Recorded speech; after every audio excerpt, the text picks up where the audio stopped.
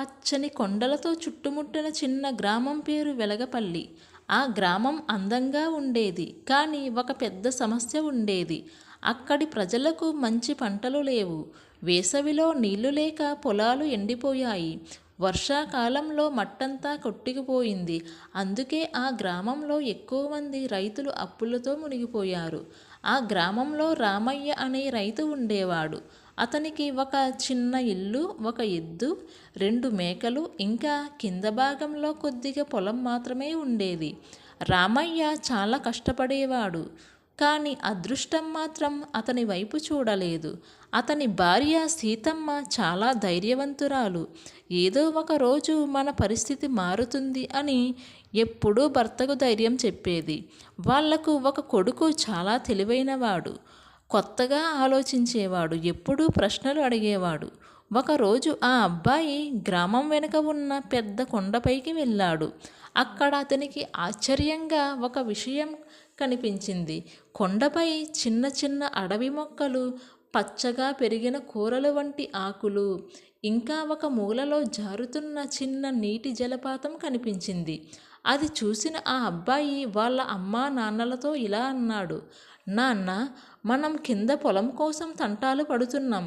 కానీ కొండపై నేల బాగానే ఉంది. అక్కడ పంట వేస్తే ఎలా ఉంటుంది అని ఇంటికి వచ్చి అన్నాడు.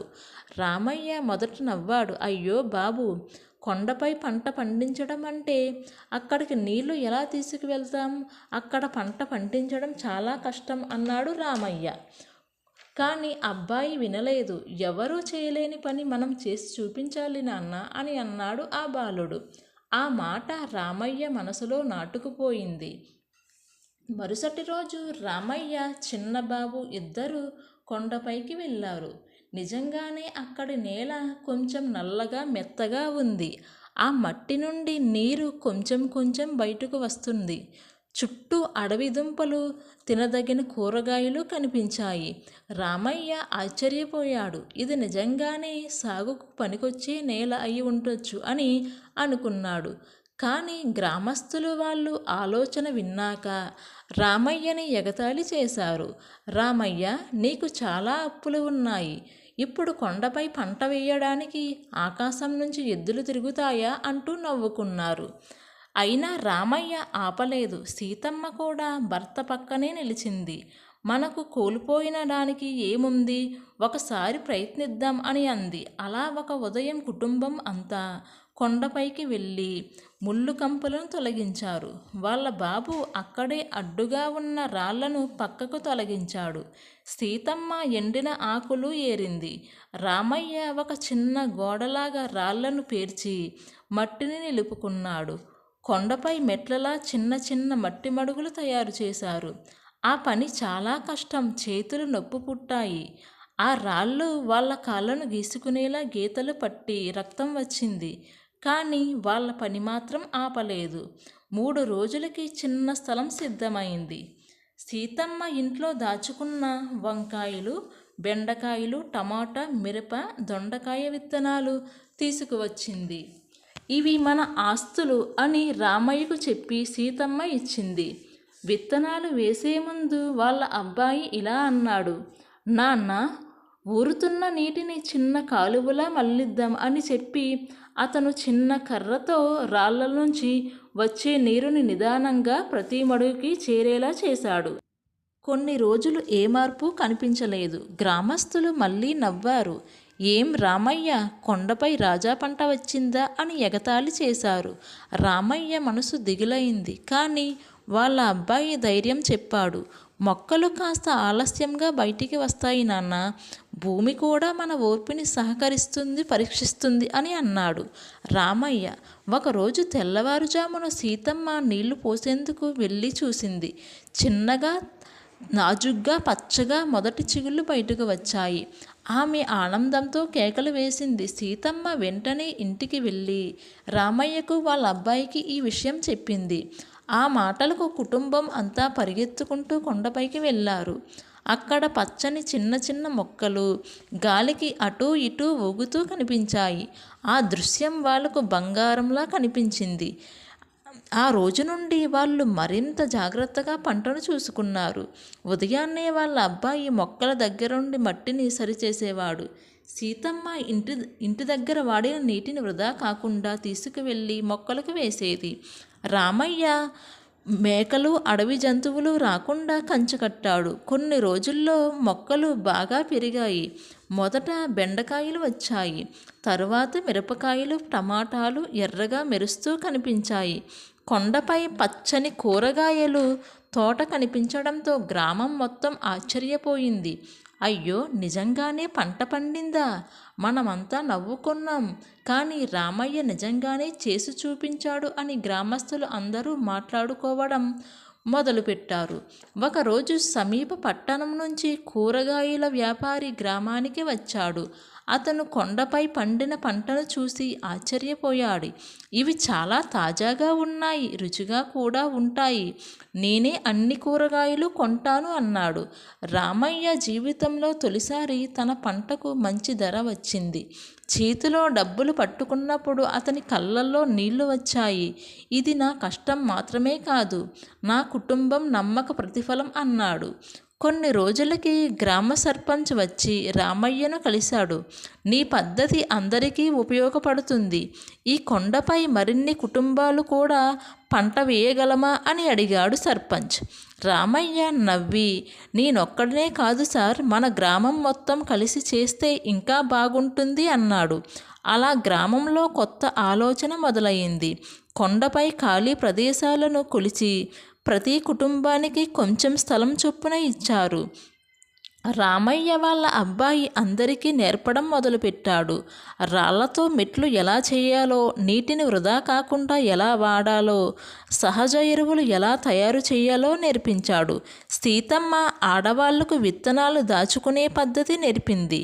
ఈ పంట నుంచి రేపటి విత్తనం తయారవుతుంది అనేది సీతమ్మ మాట. కొండపై ఒక్కొక్క కుటుంబం ఒక్కో రకం కూరగాయలు పండించారు. ముల్లంగి పంట, క్యాబేజీ పంట, కాకరకాయల పంట, గుమ్మడికాయల పంట. కొద్ది నెలల్లో ఆ కొండ పచ్చని కూరగాయల రాజ్యంగా మారింది. పట్టణం నుంచి వ్యాపారులు తరచూ రావడం మొదలైంది. వెలగాపల్లి కొండ కూరగాయలు అనే పేరు మార్కెట్లో ప్రసిద్ధి చెందింది. ఆ కూరగాయల రుచి, తాజాదనం వేరేలా ఉండేది. ఎందుకంటే అవి రసాయనాలు లేకుండా శ్రమతో పండించబడ్డాయి. రామయ్య అప్పులు తీర్చేశాడు. ఇంటి పైకప్పు మార్పించాడు. వాళ్ళ అబ్బాయిని మంచి పాఠశాలలో చేర్పించాడు. సీతమ్మకు కొత్త బట్టలు కొన్నాడు. ఆ రోజు సీతమ్మ నవ్వుతూ ఇలా అన్నది, కొండపై పంట అనగానే నవ్విన వాళ్ళు ఇప్పుడు మన దగ్గరకు నేర్చుకోవడానికి వస్తున్నారు అంది. కానీ మరో పరీక్ష ఎదురైంది. ఒక సంవత్సరం భారీ వర్షాలు వచ్చాయి. కొండపై మట్టి జారిపోయే ప్రమాదం వచ్చింది. చాలామంది భయపడ్డారు, ఇప్పుడంత నాశనం అవుతుందేమో అని. కానీ వాళ్ళ అబ్బాయి ముందుగానే ఆలోచించాడు. వాళ్ళ అబ్బాయి చిన్న నీటి గుంతలు, రాళ్ళు అడ్డంగా పెట్టి మట్టిని నిలిపే గడ్డి వాములు పెట్టాడు. అదంతా చూసి గ్రామస్తులు ఆశ్చర్యపోయారు. ఈ అబ్బాయి తెలివి వల్లే మన పంట నిలబడింది అన్నారు. వర్షం కురిసేసరికి కొంత నష్టం జరిగినా పంట పూర్తిగా నాశనం కాలేదు. అందరూ ఒక విషయం గ్రహించారు, కష్టానికి తోడు తెలివి కూడా ఉంటే ప్రకృతిని స్నేహంగా మార్చుకోవచ్చు అని. కొండపై పంటతో గ్రామం ధనికంగా మారింది. కానీ రామయ్య మాత్రం గర్వపడలేదు.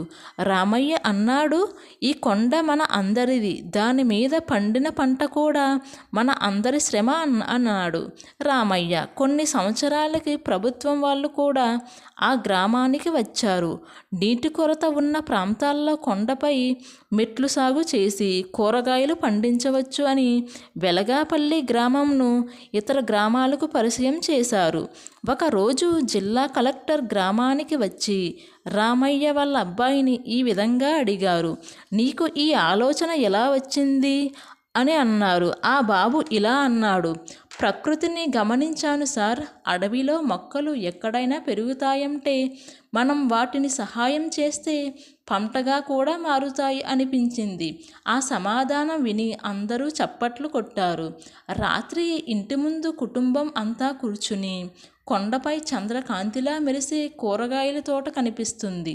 రామయ్య మెల్లగా అన్నాడు, మనకు అదృష్టం కొండపై దొరికింది అనుకున్నాను గాని నిజానికి మనం కష్టంతో అదృష్టాన్ని సృష్టించుకున్నాం అని అన్నాడు. సీతమ్మ నవ్వింది ఆ మాటలకు. మన పిల్లాడి ఆలోచన లేకపోతే ఇది సాధ్యమయ్యేదే కాదు. రామయ్య వాళ్ళ అబ్బాయి ఆకాశం వైపు చూస్తూ, ఇంకా చాలా చెయ్యాలి నాన్న. కొండపై కూరగాయలు తర్వాత పండ్ల తోటలు పెడదాం. నీటిని నిల్వ చేసి పెద్ద కుంటలు తవ్వుదాం. మన గ్రామం ఇంకో గ్రామానికి ఆదర్శం కావాలి అన్నాడు. రామయ్య గర్వంగా తన కొడుకుని చూశాడు. వెలగపల్లి కొండ కేవలం ఒక్క కొండగానే మిగలలేదు. అది ఒక ఆకాశంగా మారింది. పేదరికం మీద గెలిచిన ధైర్యంగా మారింది. ఎగతాళిని విజయంగా మార్చిన నమ్మకంగా ఒక చిన్న కుటుంబం కల మొత్తం గ్రామ భవిష్యత్తు అయింది. ఆ కొండపై ప్రతి ఉదయం సూర్యుడు ఉదయించి పచ్చని కూరగాయల మీద బంగారు కాంతి పడితే ఆ కాంతి ఒక్కో పంట మీద కాదు, కష్టధైర్యం, కొత్త ఆలోచన, కుటుంబ ఐక్యత మీద పడేది. అప్పటి నుంచి ఆ గ్రామంలో ఒక మాట ప్రసిద్ధి అయింది. భూమి ఎక్కడైనా ఉంటుంది, కానీ పంట అనేది నమ్మకం ఉన్న చోటే ఉంటుంది. ఈ కథ నచ్చితే లైక్ చేయండి. ఇలాంటి ఇంట్రెస్టింగ్ కథల కోసం మన ఛానల్ని సబ్స్క్రైబ్ చేసుకోండి.